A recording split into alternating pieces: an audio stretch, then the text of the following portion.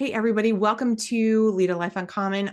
Today I'm going to try really hard not to cry because I have one of my favorite people in the whole wide world here. I've known Carol for, gosh, Carol, what is it, like 4 years now? So 3 or 4 years, yeah. Oh my gosh. And, Carol and I met a couple years ago. I helped her a little bit in her business. And since then, she has written a book. I'm going to hold it up. She's going to Yeah. explain exactly what her title means so that you can understand healing a grief heart. And that's our conversation today. So, Carol, welcome. Thank you. Thank you. I'm so happy to be here, Mary.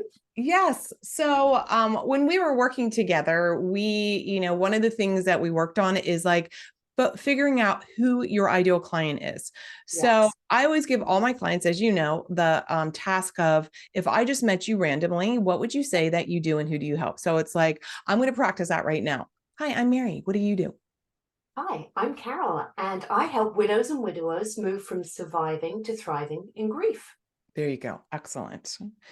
And why is that your ideal client? Why are widow and widowers your ideal client, Carol? Because 5 years ago, my husband Brian died, and I'm a widow. And I didn't start off as a grief coach. As you know, I started off as a pain coach, and you quite rightly kept saying to me, "Are you sure? Are you sure?" And I said, "Yes, I'm sure. Yes, I'm sure." This went on for quite some months until I decided I would be a coach for women who needed to find their joy. How funny, because it was because I'd lost my joy that I wanted to do Yeah. that. But I knew inside, I think, that I wanted to be a grief coach. And so, really, that's how I came to be being a grief coach and helping widows and widowers. And of course, grief encompasses any significant loss. So that could be divorce, it can be pet loss, it can be loss of a job, it can be so many things. But I'm sort of focusing on widows and widowers at the moment. Yes. So when, I guess this is, a hard topic, right, to talk about because you experienced the pain that we all want to avoid. Yeah, it We, is a hard it is a hard topic to talk about. And I think that's the problem. And that's why I feel I have to talk about it, because it was so hard. I thought I was compassionate. I am. I thought I was caring, and I understood when somebody had lost someone. I thought, oh, I know what to say. I didn't know what to say. And yeah. I had no idea that the grief would go on so long or feel as bad as it did. Mm. And so I want That, to help people. yes. What does that mean that because your husband was ill, right? Mhm. So I think there's this this misperception, is that right? Misperception that he was sick for a while and you were caring for him, so you were somehow prepared. Yeah, exactly. Well, actually, it's really interesting. Anticipatory grief is what we call that. Oh, So the moment somebody has a diagnosis like cancer, which is what Brian had, your grief begins, and it's called wow. anticipatory grief. So I actually had 6 years of grief before he died, and then the grief Mm. after. And yes, you think you're prepared. I swear to God, Mary, I thought I was prepared. We'd got the funeral prepared, music, order of service, readings, everything was in line, and I wasn't prepared. Yeah. You think you are, but you're not, because you really don't know what to expect. And the way we grieve depends so much on what's happened in the past for your life. Have you had grief in the past? How has that been modeled for you? What's going on in your life? At the time Brian died, I had a sick mum in England. I was flying to and from. I had a friend with Alzheimer's I was power of attorney for. I had work. I was working with chronic pain. So all of that was pretty heavy. Mm. When he died, it just was overwhelming. And Yes. so, yes, I knew he was dying. I was very pragmatic about it, and I wasn't prepared. I've never asked you this. Are there things, and you and I have talked through the years, of course, are there things that you look back and you think, I wish I would have said that? I guess and maybe I'm asking that from a personal question. I sometimes wonder whether it's, one of my parents are going to die and I'm not close to them, or something happened to John or River or Sarah or something like that. And I'm like, have I said what I want to say? Did you what's that like? Because conversely, I know people who there's a diagnosis and then they don't talk about it. Yeah. They literally don't talk about, well, really, you're in stage 4 or whatever, they go through it as though it's they're in complete denial, or I don't know, maybe it's because their relationship, they never were people that talked before, I don't know. So what's your experience, having been for yourself and then also, out in the world working with people? Yeah, I was very lucky with Brian. We were very open. And when we were in the hospice, he went in the hospice and this is make you laugh. He said, "Can you get my glaucoma drops?" And I'm like, do you think we need them? And he laughed and said, "I guess not." And one of the nurses said, "You guys are very open about this." And so we talked very openly. We didn't spend a lot of time on death and dying. The one thing that he didn't want, because he had lung cancer and tracheal cancer, was to be gasping for breath. So we talked about that. How can we manage that with the medical staff? And so I think we managed everything very well. On a personal note, did we say what we needed to say? Yes, we did. When I was with him in the hospice, we did. He was not the most demonstrative in that. He was a Yeah. jazz pianist. For me, it was through his music that he spoke. Right. But we did say what we needed. But it's interesting, my dad was very sick with cancer. And when I was getting my convocation for my ARCT, my piano teaching diploma, they flew over from England and he was very, very sick. And I sat in the hotel room and wrote him a letter. And I wrote a letter about all the things that he meant to me and, all of that stuff, and gave it to him. And my mum said he couldn't believe it. It was so Mm, precious.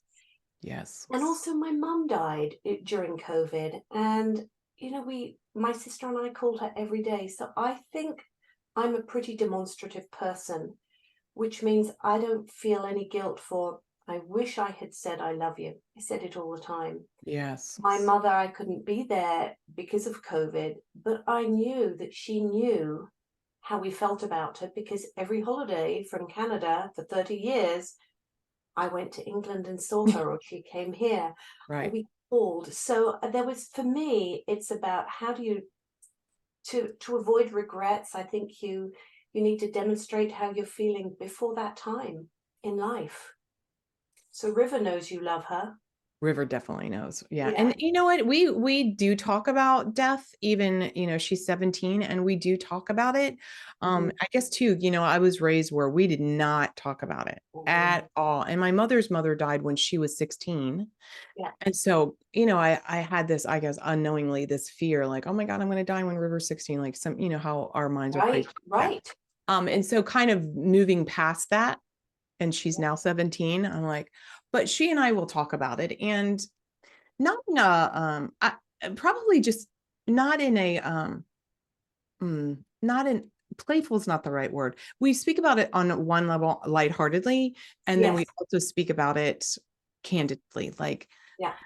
I love you and that, and, I've raised you well, like those kind of things. And she said, hey, if I die, I want you to remember that I want to be donated to science.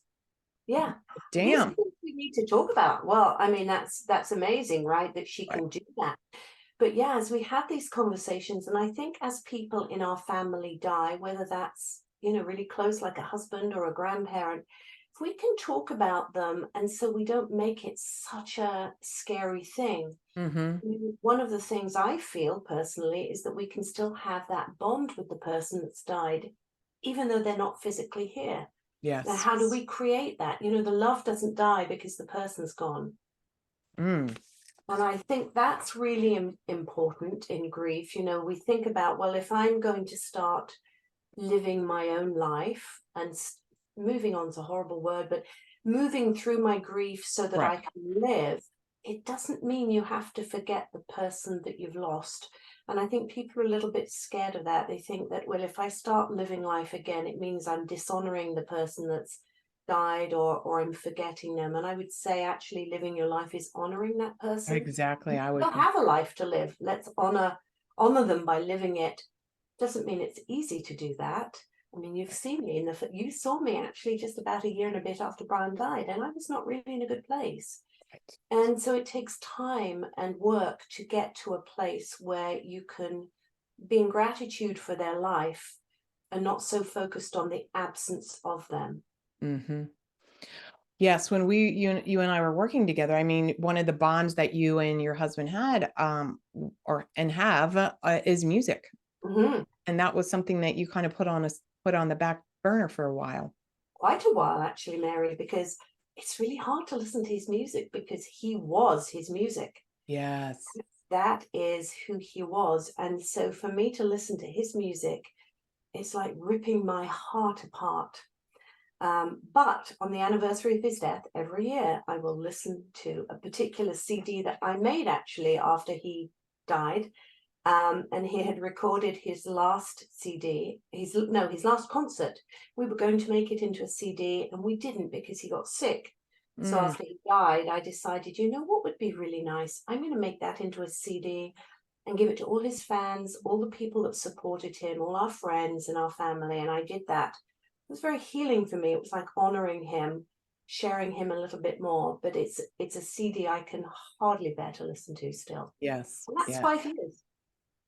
Well, and the fact that the other thing that you're saying too is, I think, how do we think about honoring?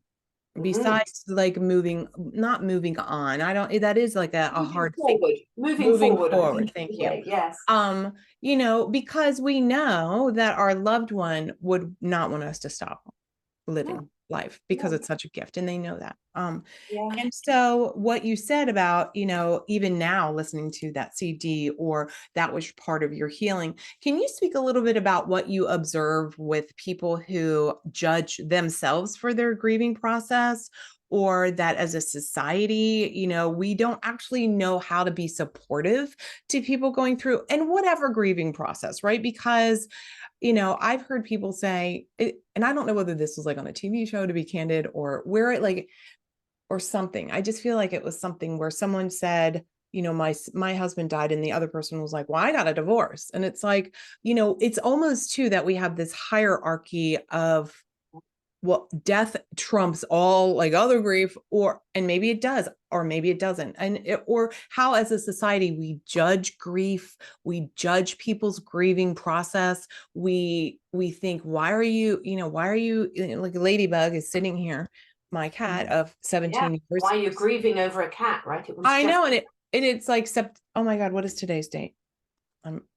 Today, oh, the 8th. Is it today? it was the 5th. So that would just, I remember that the other day, and then the 5th came and went. But yeah, 5 years. And I'm like, 5 years. I mean, why would I be still thinking about my cat? Because you loved And it's her. the emotions that Mhm. we, and I think this is where, and then I want you to speak to it. So this is where I think we get into judgment, We do. We because do. someone might be like, why do you have your cat and all these little ladybug things sitting around right here at my desk? That's because she used to sit on my lap literally for years while I was working. But also she was like the first, she was there for a lot of things that Yes, other she humans were not. supported you. But it's like we Mhm. judge. Yeah. Oh, it's a divorce. You got a divorce and he was an asshole, or it's just a freaking cat, or it was your husband and and he was sick for a long time. So why wouldn't you be glad that he passed away and now he's out of pain? Mm. It's like we have all of this judgment around people's feelings, first of all, in general. Yeah. But Yeah. to this topic, we have judgment around how someone should grieve, how long they should grieve, what things deserve a higher rank of grief. Can you speak to that a little bit? Yeah, it's a really challenging one because, it's interesting. I'm in Facebook groups on grief, and there's often a lot of this. And Oh, yeah. David Kessler, who's my mentor, says, your grief is the worst grief. Mm, Leave it there. There is no need to judge. So your cat was very special to you. She got you through some really difficult times. There was unconditional love there. You loved that cat. That is a significant loss to you. You're absolutely entitled to grieve that cat. Now, is that grief going to be the same if you lost a child? I would say no. Probably not, right? But we don't know, because if some people only have an animal and that is their lifeline, their only companion, who are we to judge their feelings of loss? And I think all I can say on this one is don't compare. Yes. compare your grief. The hierarchy of grief. Megan Devine, who wrote "It's Okay to Not Be Okay," talks, and she thinks child loss, it's right up there. It's one of the Yeah. worst things I, anybody could possibly imagine. And yet, somebody losing their husband who has no child, that's the worst thing for them to imagine. So I think we cannot compare that. Mhm. And we do. We judge it. I can remember when Brian died, somebody said to me, "Oh, I lost my cat. I know how you're feeling." And I'm thinking, at the time, I'd never lost an animal. And I thought, no, you really don't. And I think that's one of the things, we don't know what to say to people. Yes, I was going to speak to that. Yeah. And so give some input. What do we say? I mean, what I say, and this may or may not even, I don't know. Okay. So what I say is I say something along the lines like, I wish I had the words to say that would help Perfect. you feel differently or help you through this. That's all I can say because I don't. That's Okay. one of the best things you can say. I actually Okay. post on Facebook, it blew up. What's the worst thing? What's the one thing you wish people wouldn't say to you? And one Oh, of them, let's talk about what you shouldn't say. yeah. Let's write that That's down. God, that's everybody get your pen out. Everybody get your pen out. Never start a sentence with "at least." At least he had a long life. At least Mm, he'll have another child. At least he's not in pain anymore. At least you're young enough to find another husband. whoa. Yeah, some of the, so at least, don't start with "at least." The other thing, which is really interesting, and I think people don't think about this, because if I were to see you, I'd say, "Hey, Mary, how are you?" In grief, when somebody says to you, "How are you?" you want to say to them, "How do you think I am?" Yeah. Awful, because you're so sensitive, right? You're so sensitive. And "How are you?" just, it's like, "I'm not good, actually." And then the griever doesn't really want to say that. You often put up a mask and go, "I'm Right. fine." Because does that person really want to hear the sorrow that you're feeling? Are they the right person to hear it? Yes. Um, Good point. don't say, "It was God's will," or "This is a test," or "God wanted another angel in Oh my heaven." God. Okay. Right? You are triggering me so badly right now. I feel so, yes. I Oh, that is, I can't even fathom, but I guess people obviously say that because you've done your research here. Oh my God. I have listened to the other one. It's like, "Suck it up and get back to normal." And I said, "Really? Somebody?" Does someone say that? They did. Not to me, but to other people. And it blows my mind. And I think it comes back to, as a society, with grief phobic, we don't understand grief. And therefore we don't know what to say. That was a cruel thing to say. I think most people just don't know what to say. And I think we have to give them grace with that, which is hard as the griever, but I think you do, because most people really do. They mean well, but they're uncomfortable. And so rather than say nothing, they'll say, "Oh, well, at least she was, at least she got to an old age." Yeah, she did. Doesn't mean I love her any less. Right. Doesn't mean I'm not going to miss my mum, who I phoned every day. And so I think what you said is perfect. I think sometimes you can just say, "This sucks." Give somebody a hug, or I have no words. Oh, the other thing not to say is, "I understand how you're feeling," because you don't. Even if you've lost your husband and I've lost mine, our relationships are different. Everything in our life is different. And so how I'm experiencing grief may be quite different from how you're experiencing it. So I think the best thing is to take a breath before you say something. Right. Just say something like, "I just don't have the words. I don't know what to say, but I'm here to listen. I'm here Yes. for you." Those are it. And I really acknowledge how hard it is for people to approach people in grief. It is really hard. You're almost damned if you do and damned if you don't. It's really hard to pick the right words. And if you know the person, perhaps you can just go up and give them a hug. Yeah, Sometimes that speaks volumes, doesn't it? it does. And I think the other thing too is, we don't, we're also in such a society where it's like, stay young, blah, blah, blah, like all of that thing. And as opposed to like, this is actually a normal part of life.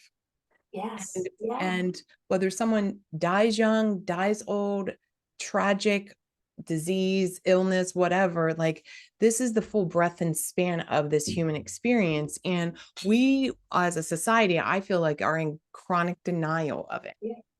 We are, and I think this really speaks to when people go into hospital. Maybe your 85-year-old mother goes into hospital.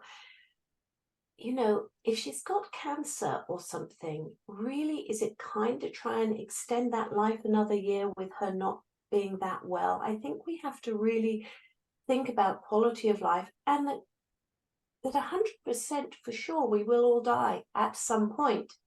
Sometimes it's not when it seems too early. And of course, your 85-year-old mum, you'd like another day with her. Of course you would. But is that a quality of life for her? So actually, there's research. We know that when people go into hospital, and if you're the family and you're saying, doctor, doctor, do everything, you can't let them die, you're not going to grieve as easily, not that it's easy, as well as somebody who says, thank you, doctor, make them comfortable, or what can we do? If you're fighting death, sometimes that's not good. We have to think about that. Now I'm talking about older people. Of course, you know, if you Right. have a young child, you know, or if you're a young mother with stage 4 breast cancer and you have children and you want another month with that child, you're going to do everything you can to fight Sure. it. But I think we have to accept that death is a part of life. It's that circle of life. How are we going to respond to it? How are we going to talk about it so that it is acceptable to grieve, to feel those feelings, and that normal isn't normal anymore? I think that's the other thing. You change. Grief changes you. Mm. What does Um, that mean for you? mhm. For me, it may, I think, can I say this? I have a bullshit meter now.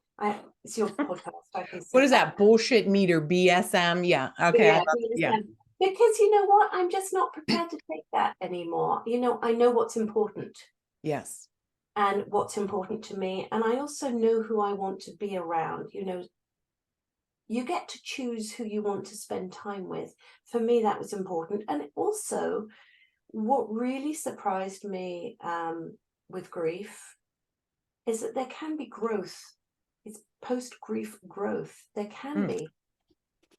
You don't expect it, and it isn't there for everybody. But for me, there was, you know, the strength to give up my 36-year career as a physiotherapist. It's a big deal. I loved being a Yeah. physical therapist for the Americans. Yes. Mm. Loved, I loved it. It was a job I was passionate about. But I came to a point because I was so depleted and hadn't felt my emotions that it was like, enough is enough. I'm going to be a coach.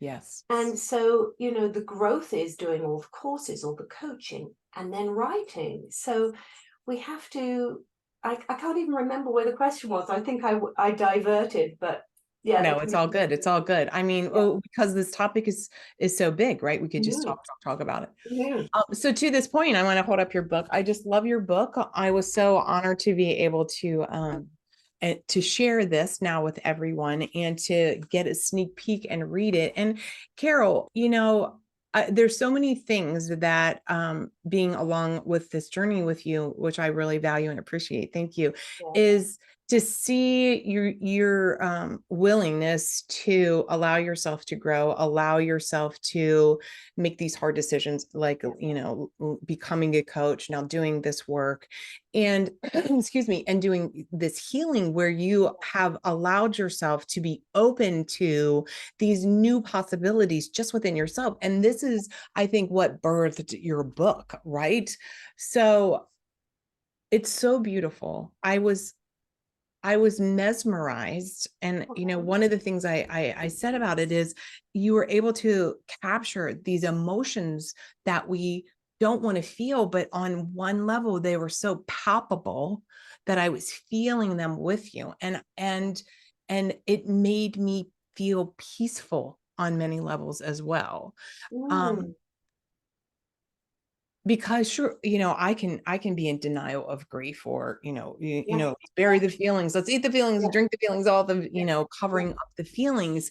And just the way you wrote, and I had a hard time even picking a single poem in here. And I've gone back through and I've reread some things and I still actually don't have one. So why don't you share this story about how this even came about and how it just like poured forth from you, which is so amazing that this was like um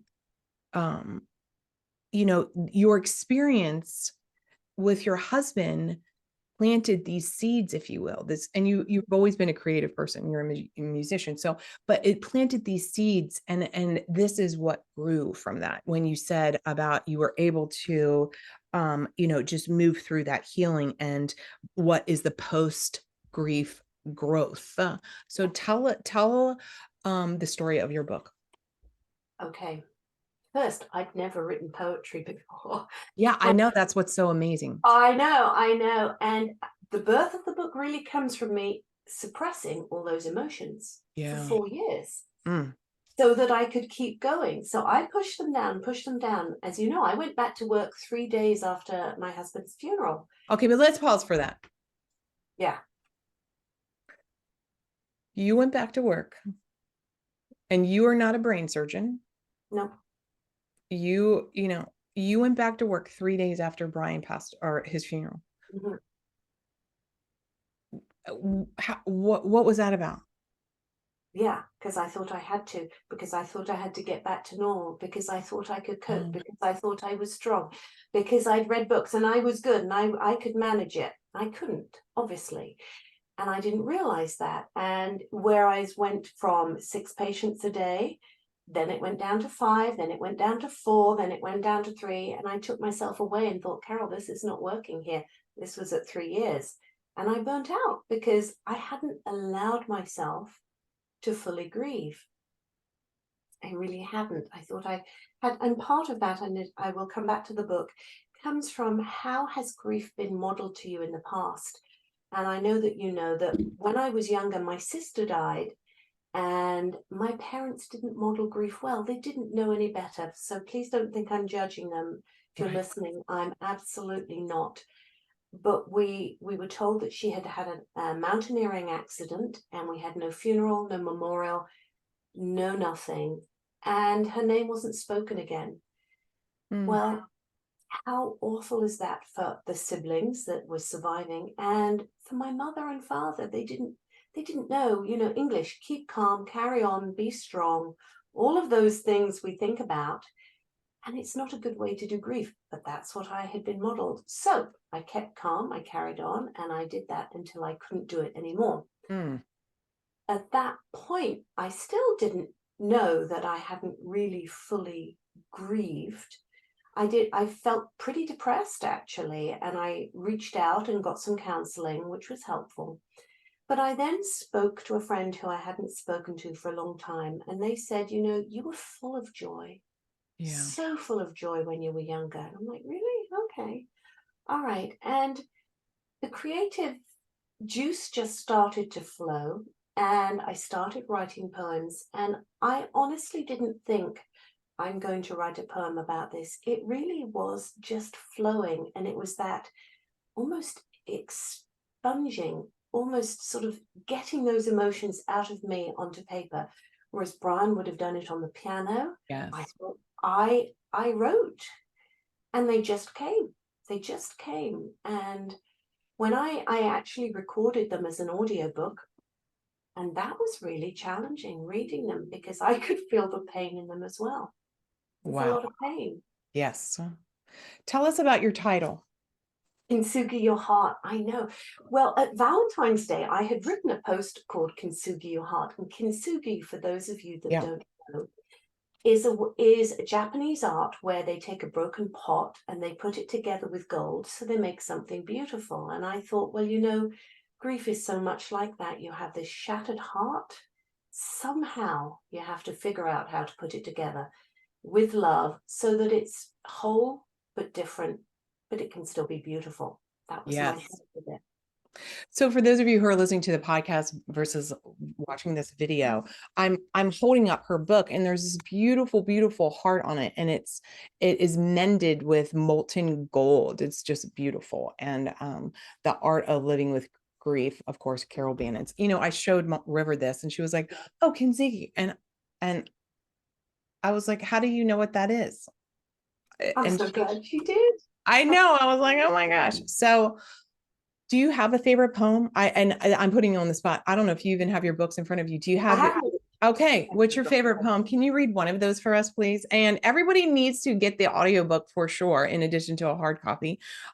Because of course we can all listen to your beautiful voice all day. Oh, thank you. Well, I can, it's really, really hard to be. It's So um randomly just like allow the universe energy, just flip open and allow whatever page comes open to be the one. no, I'm just gonna open. All right, let's pick one from sort of the beginning. Mm-hmm. Okay, here we go.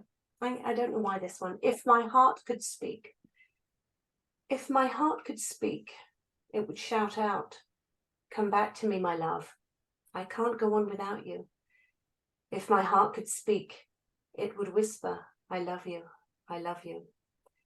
If my heart could speak, it might break as the words tumbled out like falling rocks. If my heart could speak, it would ask to be healed, to be held together by your love.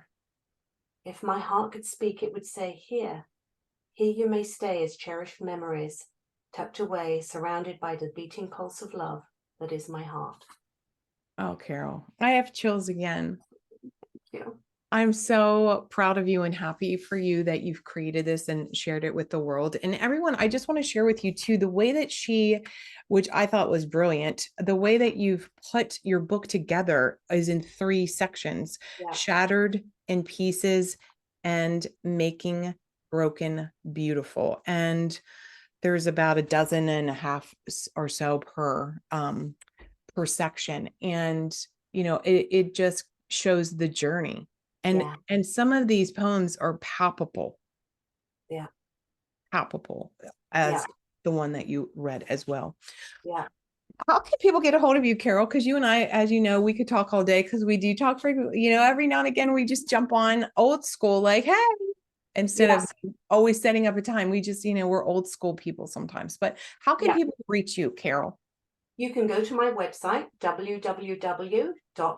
www.carolbannons.com, and you can contact me there. You can find me on Facebook, LinkedIn, Instagram, any of those. And I'll put, of course, the links all here. But Yeah. I know you said that you have a meditation that you want. I would love for you to tell a little bit about that so that people can take it, grab that. What is that?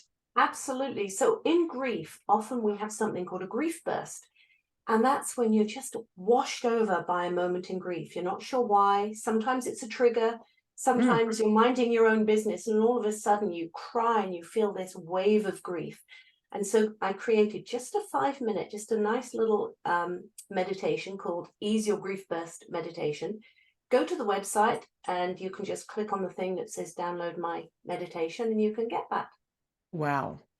Um, do you still have those moments, Carol? I do. Do you know what? I do. They're very rare, but I do. Initially in grief, you have them a lot. A lot. You can be driving and they happen, you just don't even know when. But occasionally I do. Yeah, I do still.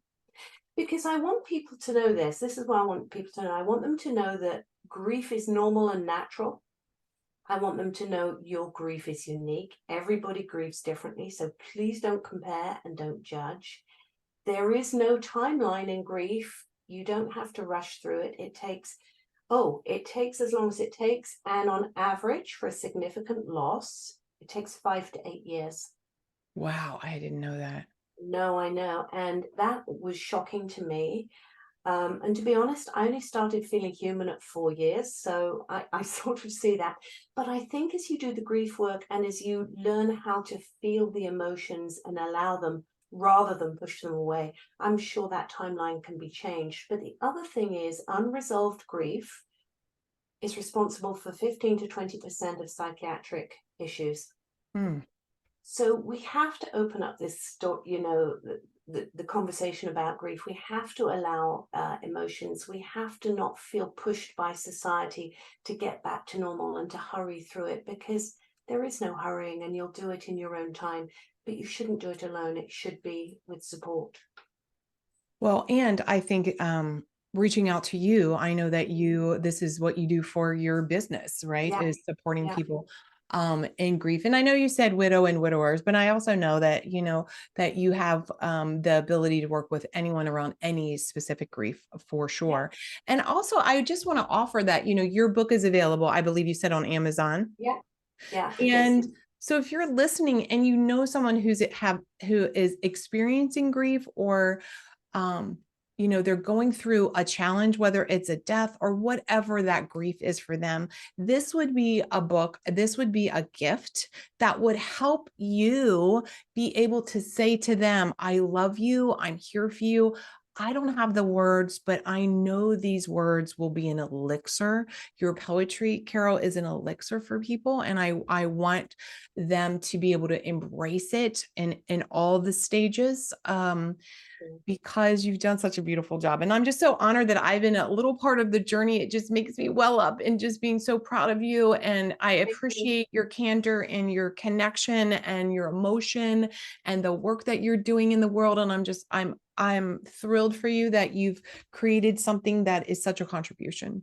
Oh, thank you. And thank you for being a part of it and part of my journey. Yeah, it's been wonderful. Okay, everybody, go buy Carol's book and we will see you. Oh, one last question, Carol. Yeah. How do you define leading a life uncommon? Oh, I